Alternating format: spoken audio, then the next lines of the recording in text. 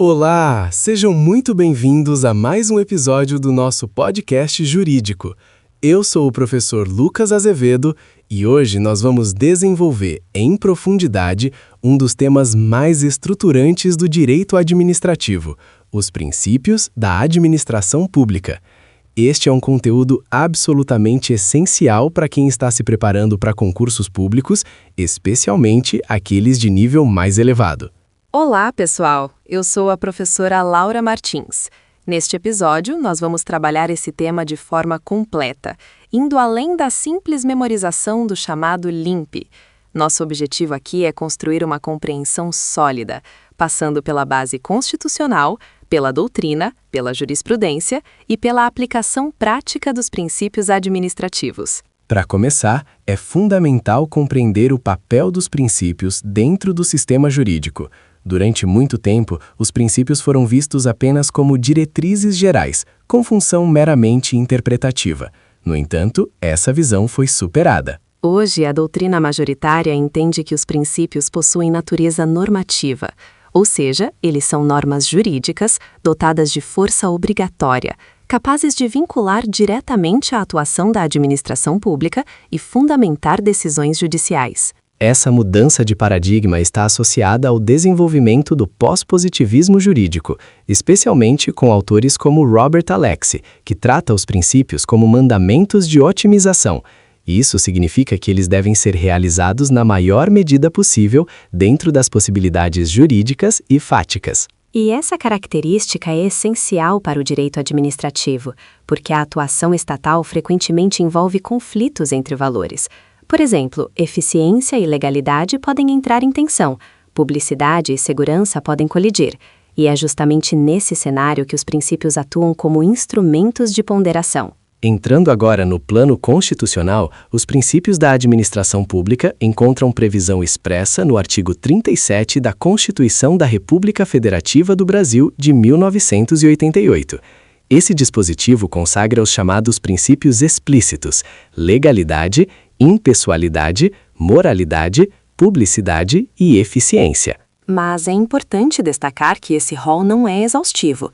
A doutrina e a jurisprudência reconhecem a existência de diversos princípios implícitos, que também orientam e limitam a atuação administrativa. Começando pelo princípio da legalidade, que é o ponto de partida da atuação administrativa, é importante compreender que ele possui um sentido específico no direito administrativo. Enquanto o particular pode fazer tudo o que a lei não proíbe, a administração só pode fazer aquilo que a lei autoriza. Essa diferença é central. A legalidade administrativa é restritiva.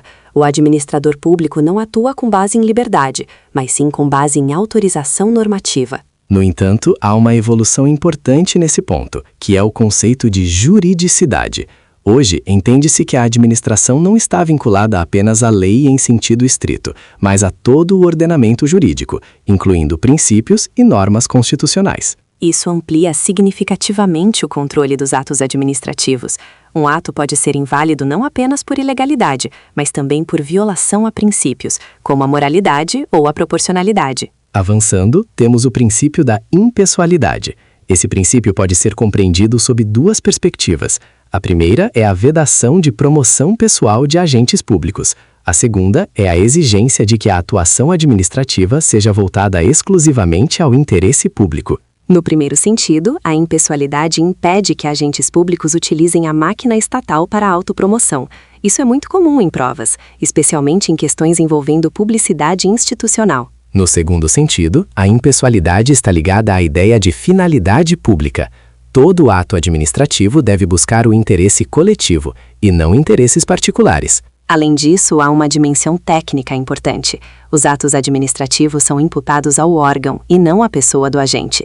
Isso reforça o caráter institucional da atuação estatal. Seguindo, temos o princípio da moralidade administrativa, que é um dos mais densos do sistema. Ele exige que a atuação administrativa seja não apenas legal, mas também ética, proba e compatível com padrões de boa-fé. É importante destacar que a moralidade administrativa não se confunde com a moral comum. Trata-se de uma moral jurídica, que possui conteúdo normativo e pode ser controlada judicialmente. A jurisprudência reconhece que atos administrativos podem ser invalidados por violação à moralidade, mesmo que não haja prejuízo material. Isso demonstra a força normativa desse princípio. Esse princípio também está diretamente ligado à responsabilização por improbidade administrativa, que exige condutas contrárias à honestidade, lealdade e boa-fé na gestão pública. Passando ao princípio da publicidade, temos a exigência de transparência na atuação estatal. A administração deve dar conhecimento de seus atos, permitindo o controle social. Mas é fundamental compreender que a publicidade não é absoluta. Existem hipóteses de sigilo, especialmente quando envolvem segurança do Estado ou proteção da intimidade. A transparência, contudo, é a regra.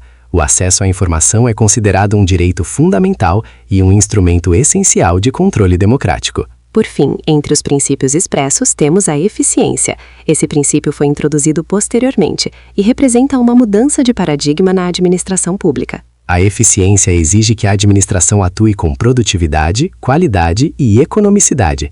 Não basta agir conforme a lei, é necessário agir bem. Esse princípio está diretamente ligado ao modelo de administração gerencial, que busca resultados e desempenho.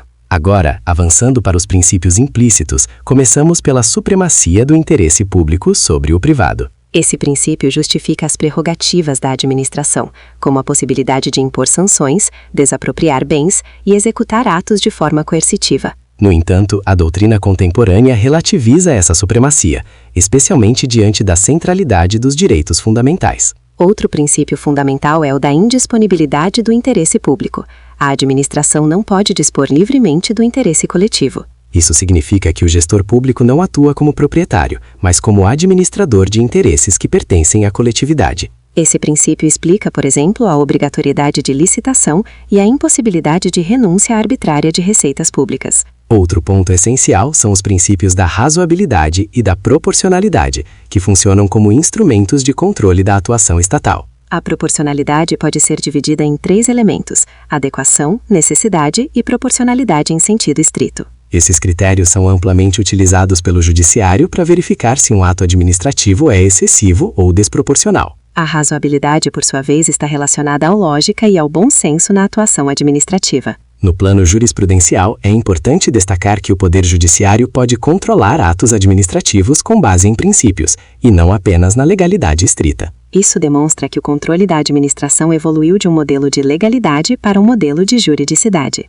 Em síntese, os princípios da administração pública são o alicerce do direito administrativo.